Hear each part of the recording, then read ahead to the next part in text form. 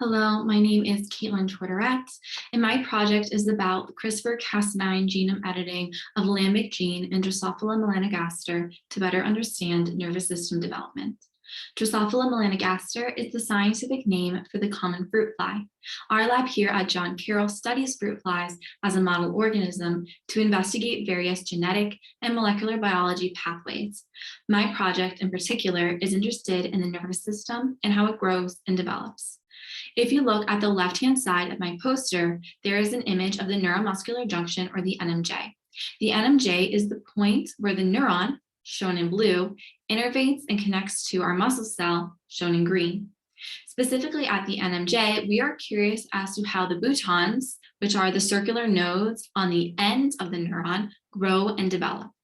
One signaling pathway, called the bone morphogenetic protein pathway, or BMP, is known to regulate the bouton count. In my project, I'm seeking to better understand this pathway through studying a specific gene called lambik. It is possible that lambik plays a role in regulating BMP signaling by encoding a transmembrane protein. And we're able to note the impact lambik has on the NMJ by quantifying the number of active zones. We note that in flies that lack lambik, there is an increase in the number of active zones in comparison to wild type or normal flies. Lambik encodes for an evolutionarily conserved transmembrane protein. Evolutionarily conserved means that it hasn't changed much or evolved much over the course of time. And ultimately, for my project, we will be looking to determine which portion of lambik, either the intracellular, shown in magenta, or the extracellular, shown in light purple, functions to regulate BMP signaling. And to do this, we'll use a mechanism called CRISPR-Cas9. CRISPR-Cas9 is a special gene editing technique that scientists use to remove a segment of DNA and replace it with a desired sequence via homology-directed repair.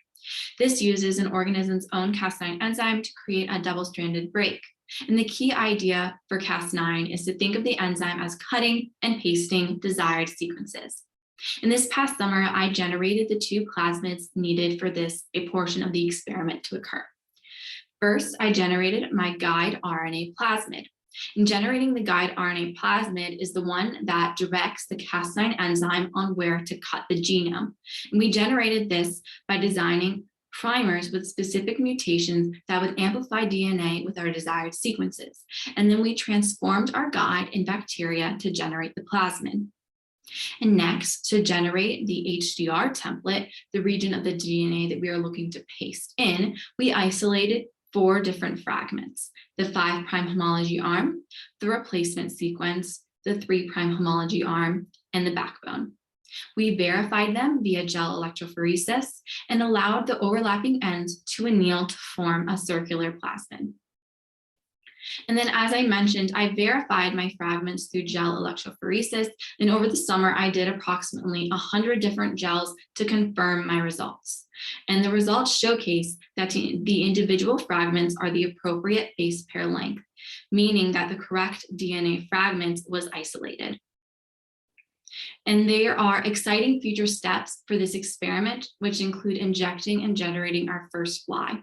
And then after we produce this, we will generate flies that possess either the intracellular or the extracellular portion of the gene, which I hinted at earlier. And again, this is to determine which region of lambik functions in BMP regulation, and thus regulating our bouton counts. And this project is of great importance to me because learning more about the nervous system and active zone development has ties to a multitude of disorders such as autism. So discoveries that are being made on the fly have the possibility of impacting humans and the medical community. I'd like to thank the John Carroll Biology Department and the Collar & Weaver Summer Undergraduate Research Fellowship for funding this project. And thank you all. Please let me know if you have any questions.